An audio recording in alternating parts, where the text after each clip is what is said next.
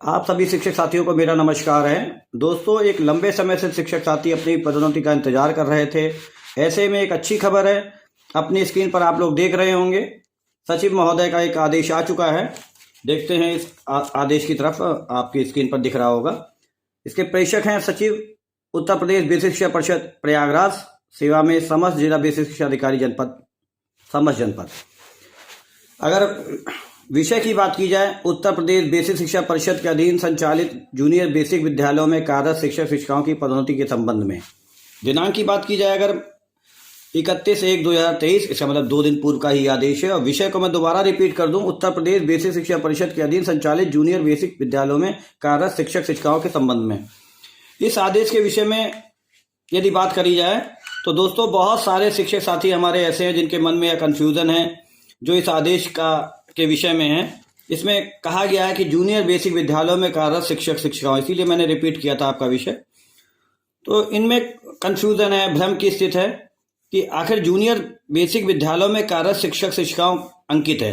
तो ऐसे में जो हमारे शिक्षक साथी जूनियर में कार्यरत है वो सोच रहे हैं कि क्या जूनियर विद्यालयों में कार्यरत शिक्षक शिक्षिकाओं के प्रमोशन होंगे या प्राथमिक विद्यालयों में कार्यरत शिक्षक शिक्षिकाओं के प्रमोशन होंगे। एक भ्रम की स्थिति है, एक कन्फ्यूजन की स्थिति है, किन के प्रमोशन होंगे, किन की पदोन्नतियां होंगी और किन की पदोन्नतियां नहीं होंगी। तो इसके संबंध में मैं आपको बता दूं, ये तस्वीर जो है बिल्कुल साफ हो जाएगी। हम आपको आगे ले चलते हैं बेसिक शिक्षा नियमावली की तरफ, जहां पर जूनियर बेसिक विद्यालय और सीनियर बेसिक विद्यालय की तस्वीर बिल्कुल ही स्पष्ट हो जाएगी, बिल्कुल ही साफ हो जाएगी। तो आइए आपको ले चलते हैं सीधे नियमावली की तरफ। देखिए, आपकी स्क्रीन पर अब नियमावली दिख रही होगी। उत्तर प्रदेश बेसिक शिक्षा अध्यापक सेवा नियमावली 1981, उत्तर प्रदेश बेसिक शिक्षा अधिनियम 1972, उत्तर प्रदेश अधिनियम संख्या 34 सन 1972 की धारा 19 की धारा 1 के अधीन। तो ये आपकी नियमावली है। अब दूसरी स्लाइड पे चलते हैं। दूसरी स्लाइड में गा नंबर देखिए, जो आपको बिल्कुल स्पष्ट दिख रहा होगा। गा नंबर पे दिया गया है, बेसिक स्कूल का तात्पर्य ऐसे स्कूल से है जहां कक्षा 1 से 8 तक की शिक्षा दी जाती है। इसका मतलब है बेसिक स्कूल वह स्कूल कहलाएंगे जहां पर कक्षा 1 से 8 तक की शिक्षा दी जा रही है। दूसरी स्लाइड पे आइए। दूसरी स्लाइड देखिए आपकी क्या दिखा रही है। अड़ा नंबर पे आते हैं। दूसरी स्लाइड पे सीनियर बेसिक स्कूल का तात्पर्य ऐसे बेसिक स्कूलों से जहां कक्षा 6 से लेकर 8 तक की शिक्षा दी जाती है। तो सीनियर बेसिक स्कूल वो विद्यालय कहलाएंगे जहां 6 से 8 तक की शिक्षा होती है।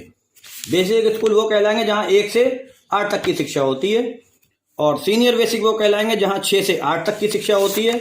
और नेक्स्ट स्लाइड पे आ जाइए, जहां बिल्कुल स्पष्ट हो जाएगा, जूनियर बेसिक स्कूल का तात्पर्य ऐसे बेसिक स्कूलों से जहां 1 से 5 तक की शिक्षा दी जाती है। इसका मतलब ये कि कक्षा 1 से 5 तक की बात हो रही है, प्राथमिक विद्यालय की बात हो रही है। जैसा कि आपके विषय में अंकित है, आपका विषय संदर्भ दिया गया है कि जूनियर बेसिक विद्यालय। तो जूनियर बेसिक विद्यालय वो एक विद्यालय कहलाएंगे जहां कक्षा 1 से लेकर 5 तक की शिक्षा दी जाती है, मतलब PS के लिए है।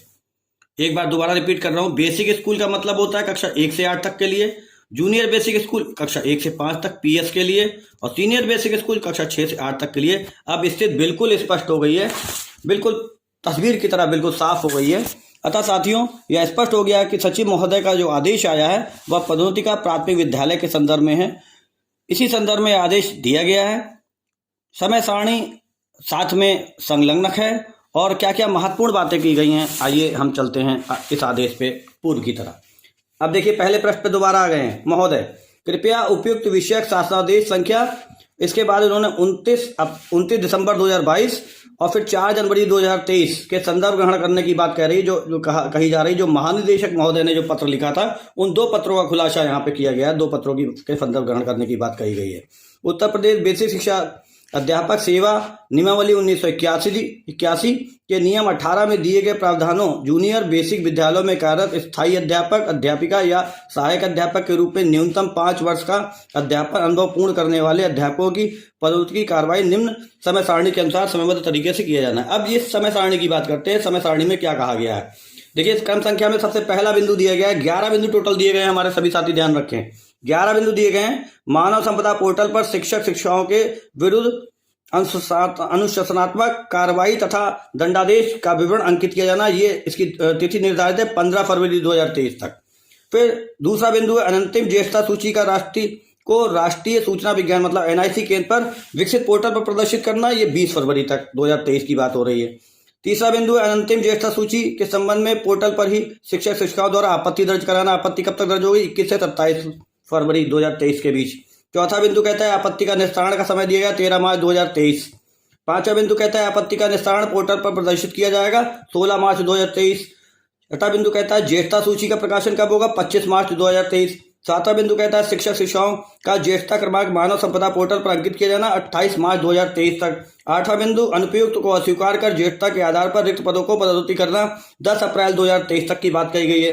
नौवां बिंदु कहता है विद्यालयवार रिक्त पदों की सूची ऑनलाइन प्रदर्शित कर पदोन्नति शिक्षक शिक्षिकाओं का पदस्थापन किया जाना, ये 15 अप्रैल से 20 अप्रैल तक की बात कही गई है।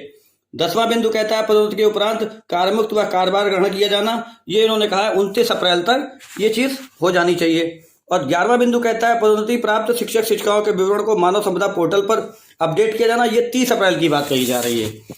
तो दोस्तों हम समय सारणी को देखें तो इस सत्र के अंत में यानी कि ज्येष्ठता सूची का प्रकाशन 25 मार्च 2023 को हो जाना चाहिए और अंत में पदोन्नति के उपरांत कार्यमुक्ति और कार्यभार ग्रहण की बात कही जा रही है 29 अप्रैल 2023 तक की बात कही जा रही है। उसकी डेट बिल्कुल फिक्स है।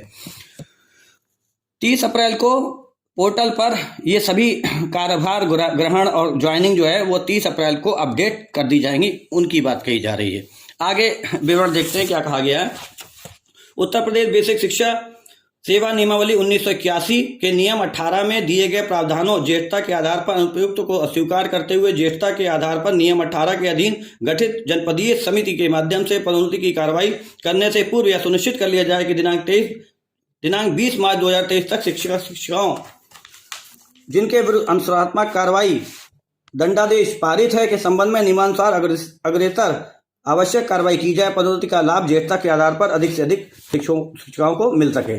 मानव संपदा पोर्टल पर शिक्षक शिक्षिकाओं के विरुद्ध जो अनुशासनात्मक कार्रवाई की बात कही जा रही थी और ज्येष्ठता क्रमांक का अंकन खंड शिक्षा अधिकारी द्वारा किया जाएगा, इस संबंध में इस आशय का प्रमाण पत्र जो होगा वो कार्रवाई पूर्ण कर जिला बेसिक शिक्षा अधिकारी महोदय को उपलब्ध करा दिया जाएगा इस आशय के संबंध में। इसके बाद कहा गया है पदोन्नति की कार्रवाई के संबंध में किसी भी जनपद में माननीय न्यायालय द्वारा पारित आदेश या अन्य किसी कारण से पदोन्नति में की कार्रवाई में अगर कोई व्यवधान उत्पन्न होता है तो परिषद को इसकी सूचना जो है वो अवगत कराया जाएगा, परिषद के संबंध में कहा गया है।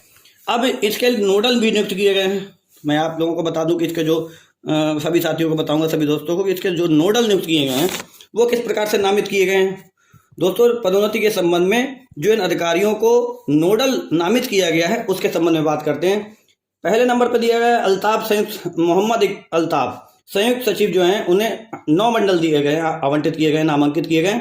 आजमगढ़, कानपुर, सहारनपुर, अयोध्या, चित्रकूट, बरेली, प्रयागराज, आगरा और अलीगढ़ मंडल की बात कही गई। इनका फोन नंबर भी दिया गया है। फिर राजेंद्र सिंह जी हैं उप सचिव हैं, इनके भी फोन नंबर दिए गए हैं। मेरठ, वाराणसी, मिर्जापुर, लखनऊ, गोरखपुर, बस्ती, झांसी, देवीपाटन और मुरादाबाद मंडल, मतलब टोटल जो है वो 18 मंडल इन 2 नामित अधिकारियों को सुपुर्द कर दिए गए हैं कि इनके देखरेख के अंतर्गत ये कार्य होगा।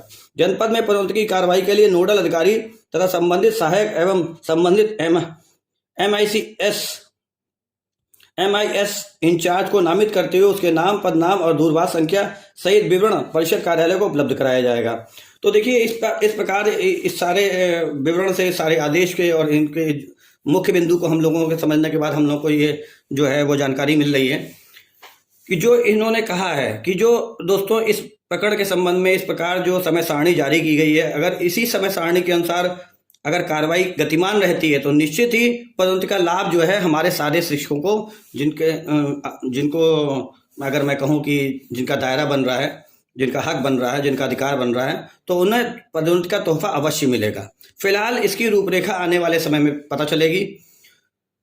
निश्चित तो यही है कि किस प्रकार से कार्य होगा इस पर भी निर्भर करता है। फिलहाल आपको इस वीडियो में मैं इतना ही बताना चाहता हूँ। इस अपडेट के साथ मैं इस वीडियो को समाप्त कर रहा हूँ। इस वीडियो को अगर पसंद आया हो तो आप लाइक करें, सब्सक्राइब करें और शेयर करें। फिलहाल आज इतना ही। Thank you very much. जय हिंद।